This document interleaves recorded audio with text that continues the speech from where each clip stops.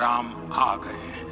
राम भारत की चेतना है, राम भारत का चिंतन है, हमारे राम आ गए। ये मंदिर वही बना है जहां बनाने का संकल्प लिया था। राम भारत की प्रतिष्ठा है, राम भारत का प्रताप है, हमारे प्रभु राम आ गए। राम प्रभा है, राम वो प्रभा प्राण है। प्रतिष्ठा का पल हम कभी नहीं भुला पाएंगे। मरते दम तक ये पल हम सभी के दिलों में जिंदा रहेगा और कल के दिन शायद ही कोई भारतवासी ऐसा होगा जिनकी आंखें नम ना हुई हो। सच कहूँ तो कल का पल इतना अच्छा था कि ये बताते हुए अभी मेरा रोआ रोआ कांप रहा है।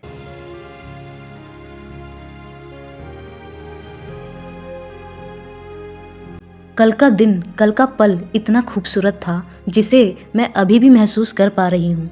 अभी भी यकीन नहीं हो रहा कि रामलला अपने घर आ चुके हैं। हम सभी को भगवान का शुक्रिया अदा करना चाहिए कि हम सब उस दौर में जन्मे हैं जिस दौर का इंतजार सैकड़ों सालों से किया जा रहा था। अपने जीवन में ही प्रभु राम का प्राण प्रतिष्ठा देखना ही इतना बड़ा सौभाग्यशाली है कि इसके आगे दुनिया की सारी दौलत, शौहरत, दुनिया का सारा पैसा इनके सामने कोई मायने नहीं रखता। जैसे कि हम उनके बारे में सोच के एक्साइटेड हो जाते हैं।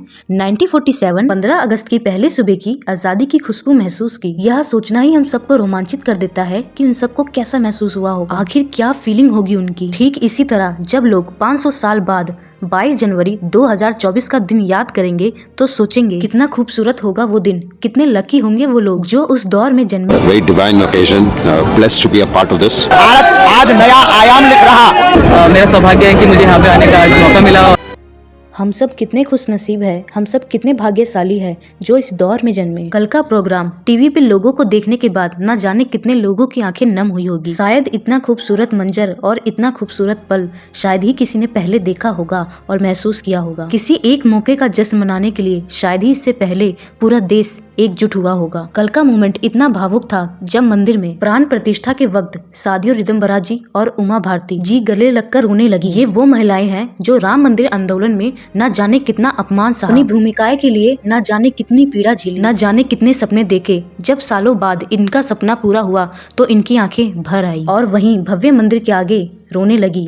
ऐसी ना जाने कितने तस्वीरें प्राण प्रतिष्ठा के बाद सामने आई। कई ऐसी तस्वीरें हैं जो आपने भी नहीं देखी होगी। कई लोग बोल रहे थे कि प्राण प्रतिष्ठा के दिन मोदी जी को क्यों बुलाया गया। वो तो ये भी इल्जाम लगा रहे थे कि मोदी जी सिर्फ पॉलिटिकल फायदा उठाना चाह रहे हैं इस मौके का। पता नहीं ये तस्वीर देखकर उन पे हमला करने वाले ठंडा होंगे या नहीं, लेकिन ये आपको बहुत भावुक कर देगी। उनका जो परिश्रम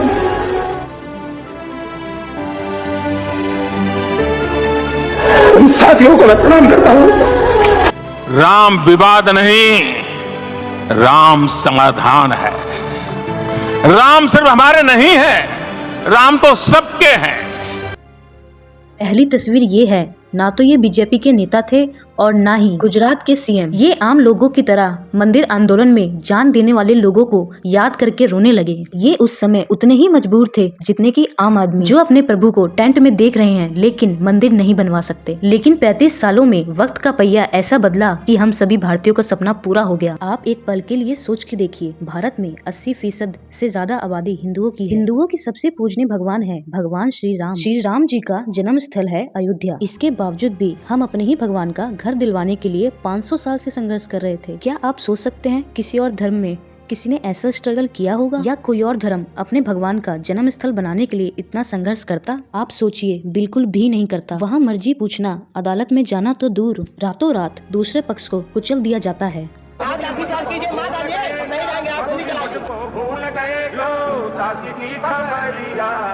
लेकिन अब फाइनली 500 साल बाद राम जी को अपना घर मिल चुका है। भारत में आज नई किरण है और सूर्यवंशी प्रभु श्री राम के आने के कारण आज सूर्योदय भी अद्भुत हुआ है और इसी तेजोमय के साथ अब भारत विश्व गुरु की यात्रा प्रारंभ करेगा और इस भारत में जातिवाद का जहर मिटेगा, क्योंकि राम सबरी के थे, राम वाल्मीकि के थे, राम सबके हैं और राम सबके रहेंगे। जय सिया राम।